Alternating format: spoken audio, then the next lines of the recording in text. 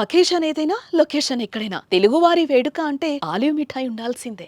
Sir, మరొక వివాదాస్పద అంశం ఈ మధ్యకాలంలో ఏంటంటే ఈ మెడికల్ కాలేజీలని ప్రైవేటైజ్ చేసేస్తున్నారు, ప్రైవేట్ వాళ్ళకి ఇచ్చేస్తున్నారు అని మీరు గతం నుంచి ఏమంటున్నారంటే ఈ కాలేజీలని మెయింటైన్ చేయడం ఇది గవర్నమెంట్లో సాధ్యం కాదు, ఇవి ఎఫిషియెంట్గా నడవాలి, యాక్చువల్గా జనానికి ఆరోగ్య సేవలు అందాలి అంటే ఇది పబ్లిక్ ప్రైవేట్ పార్ట్నర్షిప్ ఉండాలి అని.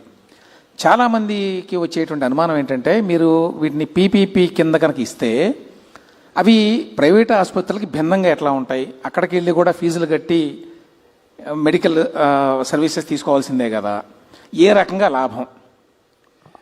అంటే మీరు కాలేజీలు కావాలి, ఇప్పుడు నేను చాలాసార్లు చెప్పాను, నాకు ఫస్ట్ టైం నేను కాలేజీలన్నీ పీపీపీ మోడల్లో ఇచ్చాం, కొన్ని ప్రైవేట్ కాలేజీలు ఇచ్చాం. ప్రైవేటు కాలేజీలు ఇస్తే ఆ రోజు నన్ను అందరూ అపోజ్ చేశారు. నేను బోల్డ్ డెసిషన్ తీసుకున్నా. ఆ రోజు 25-30 ఇంజనీరింగ్ కాలేజీలు ఉంటే over a period of time 200 పైన చేశాం. రంగారెడ్డి జిల్లాలో 8 హై స్కూల్స్ లేవు, 10 హై స్కూల్స్ లేవు. ఇప్పుడు ఎన్ని కాలేజీలు ఉన్నాయి? ఊరికి ఒక ఇంజనీరింగ్ కాలేజ్ వచ్చింది. దీంతో ఏమైంది, ఒకప్పుడు తెలంగాణలో స్కూల్స్ లేవని నేను ఒక జివో తీసుకొచ్చా. Every 1 kilometer elementary school, 3 kilometer upper primary school, every 5 kilometer high school, every mandal junior college, every revenue division engineering college, every district medical college. ఇవన్నీ 2 ఆలోచనలు. ఇక్కడ నేను చేయాలంటే గవర్నమెంటే చేయాలంటే 20 ఏళ్ళు పడుతుంది. దీంతో గవర్నమెంట్లో చేయగలట్టు చేశాం, గవర్నమెంట్లో చేయలేనటువంటి ప్రైవేట్ తీసుకొచ్చాం. అందులో రిజర్వేషన్స్ ఉన్నాయి, అందులో పేద పిల్లలకి స్కాలర్షిప్లు ఇచ్చాం, పేదవాళ్ళకు అన్యాయం జరగకుండా తీసుకొచ్చాం. కాబట్టి ఈరోజు రైతు కూలీలు ఐటీ ప్రొఫెషనల్స్ అయ్యారు, లేకుంటే కూలీ బిడ్డలు అయ్యారు. That is the vision. అందుకే నాలెడ్జ్ ఎకానమీలో నెంబర్ 1 అయ్యామంటే ఆ రోజు తీసుకున్న బోల్డ్ నిర్ణయం. నేనేదో ఒక 4-10 ఎకరాలు ఇచ్చేసాను, కాలేజీ అయిపోయింది అంటే కరెక్ట్ కాదు. అది ఎన్ని కాలేజీలు కట్టారు చెప్పనండి 5 ఏళ్లలో. కాలేజీలు కట్టకుండా కాలేజీలు కట్టామని చూపించడం ఇది కరెక్ట్ నిర్ణయం కాదు. ఇది కూడా పీపీపీ మోడల్. ఈరోజు ఆ కాలేజీ ఏ స్థాయిలో ఉందో ఆ స్థాయి నుంచి ఫార్వర్డ్ తీసుకుపోవడానికి వాళ్ళు పెట్టుబడులు పెడితే అది కూడా ఓపీ ఫ్రీ, గవర్నమెంట్ ఆధ్వర్యంలో రన్ అవుతాయి. అంటే వాళ్ళ కోఆపరేషన్ గవర్నమెంట్. అదే మాదిరిగా మాకు ఎన్టీఆర్ వైద్య సేవ ఉంది. వైద్య సేవ పేషెంట్కు 70% రిజర్వేషన్స్ ఇవ్వాలి. మోర్ డీటెయిల్స్ కావాలంటే మా మంత్రి గారు ఇక్కడే ఉన్నారు. అన్ని తరోగా ఆలోచించి 2-3 సంవత్సరాల్లో 17 మెడికల్ కాలేజీల ఆపరేషన్లు ఇచ్చేయాలనే ఉద్దేశంతో ఈ నిర్ణయం తీసుకున్నాం. మీరే అన్నారు, నేను ఒక పక్క సూపర్ 6 ఇవ్వాలి, ఇంకొక పక్క అభివృద్ధి చేయాలి. అందులో వినూత్నమైన ఆలోచనే ఈ ఆలోచన. ఆ విషయం గుర్తుపెట్టుకోవాల్సిందిగా ప్రజలందరికీ విజ్ఞప్తి చేస్తున్నా. సరే, అదే సమయంలో మీరు ఏ ఒక్కరికి కూడా అన్యాయం జరగదు. ఈవెన్ ఓపెన్ కాంపిటీషన్లో వచ్చే సీట్లు కూడా ముందు కంటే ఇంకా ఎక్కువ ఉంటాయి. ముందు 42% ఉంటుండే 50% ఇప్పుడు ఈ అందరికి సీట్లు అందుబాటులోకి వచ్చే పరిస్థితికి వస్తుంది. నెంబర్ ఆఫ్ సీట్స్ పెరుగుతాయి. ప్రభుత్వ కోటా కింద ఉంటుందండి, ప్రభుత్వ కోటా కింద 50% సీట్లు మొత్తం జనరల్ కోటా కింద వస్తాయి. ఆ డీటెయిల్స్ అని చెప్తాను ఇంకొకసారి. మేము చాలా డీటెయిల్స్ అని నేను ఇస్తాను. నేను ఏ నిర్ణయం తీసుకున్నా తరోగా 1కి 100 సార్లు ఆలోచించి ప్రజల కోసం తీసుకున్న నిర్ణయాలు తప్ప రాజకీయంగా కాదు. కొంతమంది రాజకీయంగా మాట్లాడితే నేను వాళ్ళకే వదిలిపెడుతున్నా. కొంతమంది బెదిరిస్తే ఇక్కడ ఎవరు భయపడే వాళ్ళు కూడా లేరని మరొకసారి విజ్ఞప్తి చేస్తున్నా. సరే, అదే సమయంలో మీరు అందరికీ ఆరోగ్యం అని చెప్పి యూనివర్సల్ హెల్త్ కేర్ అని చెప్పి ప్రపోజ్ చేశారు మన క్యాబినెట్లో. యూనివర్సల్ హెల్త్ కేర్ అంటే రాష్ట్రంలో ఉన్నటువంటి ప్రతి ఒక్క వ్యక్తికి, ప్రతి కుటుంబానికి ఆరోగ్య బీమా కల్పించే బాధ్యత ప్రభుత్వం తీసుకుంటోందా? అందుకని ఇప్పుడు ఏం చేశామంటే రాష్ట్రంలో ఎంతమంది ఉంటే అంతమందికి 2,50,000 వరకు ఇన్సూరెన్స్ చేశాం. అది మీకు కావచ్చు, ఇంకొకరికి కావచ్చు, ఎంత డబ్బులున్నా అందరికీ. అక్కడి నుంచి మిగిలిన వాళ్ళందరికీ ఎన్టీఆర్ వైద్య సేవ కింద అప్ టు 25 lakhs వరకు వాళ్ళకి ఆర్థిక సహాయం చేస్తున్నాం.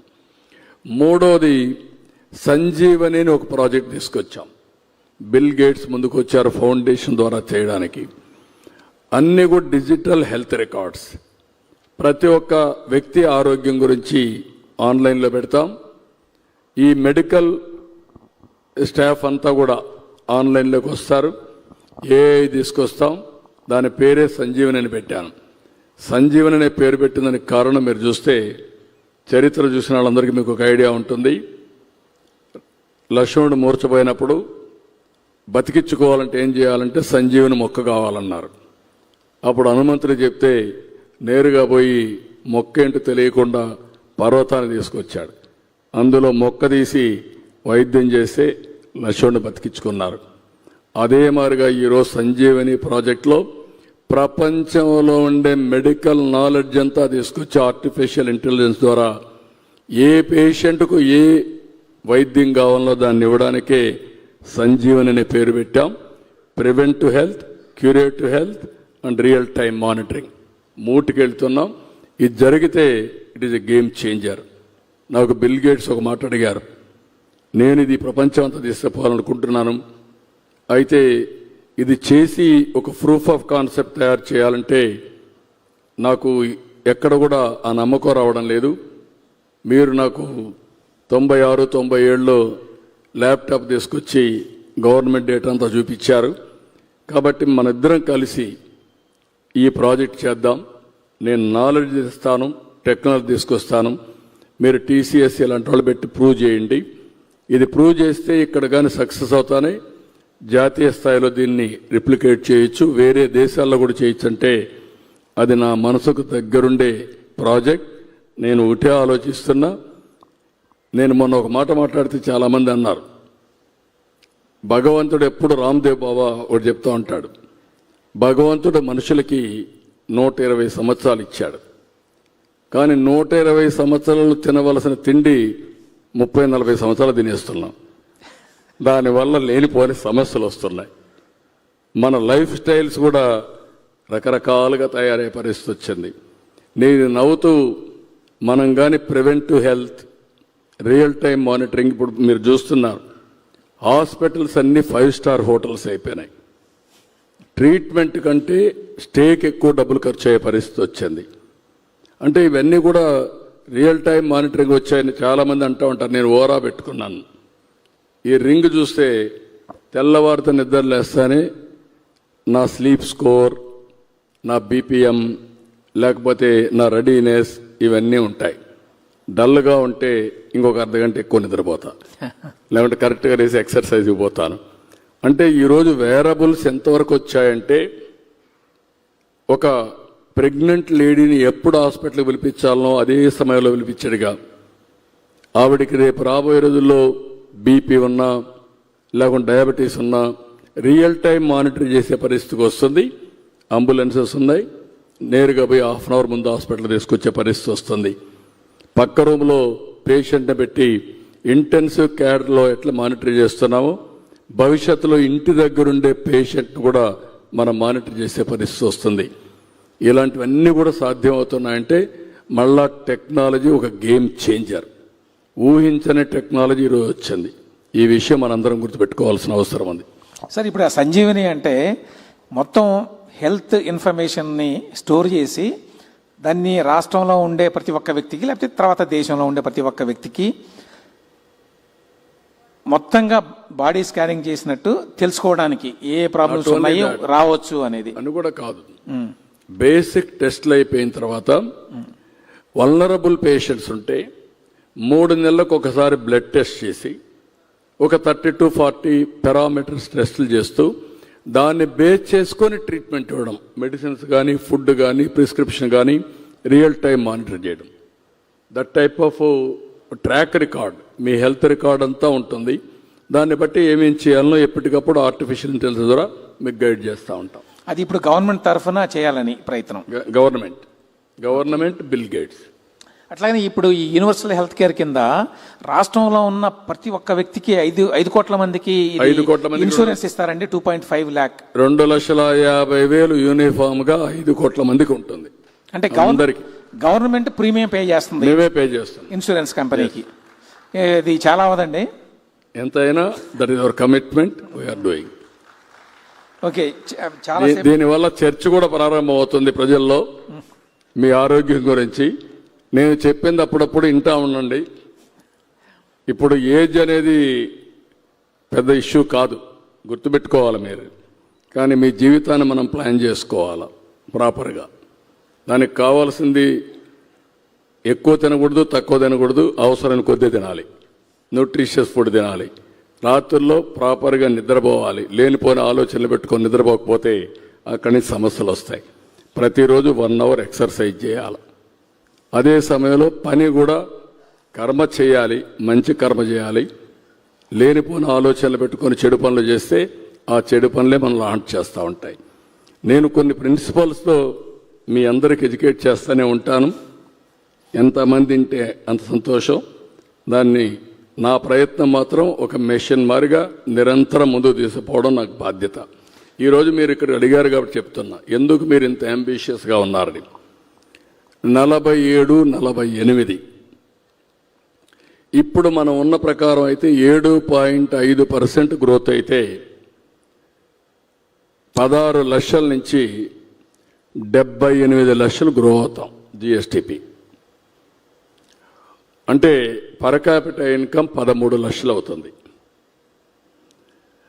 ఇంకొక పక్కన 12.5% అయితే 78 నుంచి 214 లక్షల కోట్ల జిఎస్టిపి వస్తుంది. దానివల్ల పర్ క్యాపిటల్ ఇన్కమ్ 35 లక్షలు అవుతుంది. అదే కానీ 15% గ్రో అయితే 347 లక్షల కోట్ల రూపాయలు జిఎస్టిపి వస్తుంది. వాళ్ళ ఆదాయం 58 లక్షలు అవుతుంది. 13 లక్షలు రాబోయే రోజుల్లో డబుల్ గ్రోత్ అయితే 58 లక్షలు. అంటే ఎన్ని రెట్లు ఎక్కువ ఆలోచించుకోండి. దగ్గర 4 రెట్లు, 4.5 రెట్లు ఎక్కువ వస్తుంది. That is the difference. అందుకనే ఆలోచన విధానం, దాన్ని అమలు చేయడం కోసం ఆలోచిస్తున్నాం. అందుకే ఇవన్నీ కూడా మీకు ఈ లెక్కలు కానీ అర్థమైతే, కొంతమంది ఏం చేస్తున్నారంటే ఒక ఇండస్ట్రీ పెడుతున్నారు, ఒకసారి ఇండస్ట్రీ సక్సెస్ అవుతానే ఫాస్ట్ గ్రోత్కి వెళ్ళిపోతున్నారు. ఎకానమీ కూడా అంతే. కాబట్టి మీరు అడిగారు కాబట్టి మీరు ఎట్ట సాధిస్తారని చెప్పి అన్నారు. నేను ఎప్పుడు అదే అంటూ ఉంటాను, 5 ఏళ్లకు ఒకసారి మళ్ళా ప్రజలు మార్చుకుంటే ఇది వైకుంఠపాళి మారిగా తయారవుతుంది. పైకి ఎక్కడం, మళ్ళా కిందికి పడడం, దాన్ని సరిచేయడం, దీనికే సరిపోతుంది జీవితాంతం. అది లేకుండా సుస్థిరంగా ఆలోచిస్తే రాబోయే రోజుల్లో అందరి భవిష్యత్తు బంగారు భవిష్యత్తుగా ఉంటుంది. సార్, మీరు ఇప్పుడే అందరికీ ఒక సలహా ఇచ్చారు, రాత్రిపూట శుభ్రంగా నిద్రపోండి అని. చిన్న సమస్యలకే జనానికి నిద్ర పట్టదు సరిగా. మీకు పొద్దులేస్తే బోల్డెన్ సమస్యలు ఉంటాయి కదా, విమర్శలు, సమస్యలు, డబ్బులు, నిధులు, పాలసీలు, ఇట్లాంటివన్నీ. వాటన్నిటిని పట్టించుకోకుండా అంత ప్రశాంతంగా ఎట్లా నిద్రపోగలుగుతున్నారు? నేను అందుకే చెప్పాను, నేను తప్పు చేయను. నాకు ఒక నిర్దిష్టమైన ఆలోచన ఉంది. మీరు ఒక మాట చెప్పారు, నేను జీవితంలో చాలా పనులు చేసుకుంటూ వచ్చాను. ఈరోజు నా జీవితాశయం P4 ద్వారా, పబ్లిక్ ప్రైవేట్ పీపుల్స్ పార్ట్నర్షిప్ ద్వారా చాలామందిని స్ఫూర్తి కలిగించి, అదే కాకుండా ప్రభుత్వ విధానాల ద్వారా పేదరికం లేని సమాజం నెంబర్ 1, ఆర్థిక అసమానతలు తగ్గించే సమాజం కోసం నేను నిరంతరం పనిచేస్తా. అది ఉన్నంత వరకు ఏ తప్పు చేయను, చేయాల్సిన అవసరం లేదు. మా కుటుంబానికి కూడా మీకు అందరికీ ఐడియా ఉంటుంది. 30 ఏళ్లకు మునుపు ఒక చిన్న కంపెనీ పెట్టాను, ఒక చిల్లింగ్ సెంటర్తో స్టార్ట్ చేశాం. నేను ఆ రోజు కూడా ఆలోచించిన విధానం మీరు గుర్తుపెట్టుకోవాల్సింది, రాజకీయాల్లో ఉండే మేము లైవ్లీవుడ్ కోసం రాజకీయాలపైన ఆధారపడితే సరైన నిర్ణయాలు తీసుకోలేం. కాబట్టి ఫ్యామిలీకి ఏదో ఒకటి చేయాలని ఆ రోజులను చేశాను. ఆ కంపెనీ మా మిస్సెస్ కానీ మా పిల్లలు కానీ చూసుకున్నారు. ఇప్పుడు వాళ్ళకి ఏమి ఇబ్బంది లేదు. నేను పనిచేసేది మొన్న కూడా చెప్పాను, నేను నా చివరి రక్తపు బొట్టున్నంత వరకు, చివరి శ్వాస ఉన్నంత వరకు ఈ సమాజం కోసం పనిచేస్తా, లాజికల్గా తీసుకెళ్తా. కాబట్టి అది చేసినప్పుడు ఇంకా నాకు టెన్షన్ లేదు, నిద్ర రాదనే మాట లేదు. ఎప్పుడు పడుకున్నా మళ్ళా లేసే వరకు సౌండ్ స్లీప్ ఉంటుంది. కాబట్టి మీకు ఆ డౌట్ అవసరం లేదు. Thank you sir, thank you very much అండి. ఇవాళ ఎంత బిజీ షెడ్యూల్ ఉంది. యాక్చువల్గా మార్నింగ్ ఢిల్లీ కూడా వెళ్ళొచ్చారు ఉపరాష్ట్రపతి ప్రమాణ స్వీకారానికి. అయినా కూడా వే2 న్యూస్ వారి ప్రోగ్రాంకి వచ్చి ఇంత టైం స్పెండ్ చేసినందుకు మీకు ధన్యవాదాలండి. మళ్ళీ ఒకసారి రాజుగారికి, వే2 మీడియా అధినేత రాజుగారికి మనస్ఫూర్తిగా మీ అందరి తరపున అభినందనలు. ఫస్ట్ టైం చరిత్రలో నేను చాలాసార్లు చూశాను, కానీ ఇలాంటి మంచి కార్యక్రమానికి శ్రీకారం చుట్టడం, అది కూడా వే2 మీడియా కూడా ఒక స్టార్టప్ కంపెనీ. అవునండి, ఒక స్టార్టప్ కంపెనీ నాలెడ్జ్ ఎకానమీలో వినూత్నమైన ఆలోచన 19 ఏళ్లకు మునుపు చేశాడు. ఈరోజు బ్రహ్మాండంగా చేస్తున్నాడు. తెలుగు, తమిళ్, రేపు రాబోయే దక్షిణ భారతదేశం మొత్తం చేసి ఉత్తర భారతదేశానికి కూడా వెళ్ళి ఆన్లైన్ న్యూస్ సర్వీస్లో బ్రహ్మాండంగా సర్వ్ చేయాలని మనస్ఫూర్తిగా ఆకాంక్షిస్తూ వారి యొక్క ప్రేక్షకులందరికీ నా అభినందనలు, ధన్యవాదాలు. Thank you.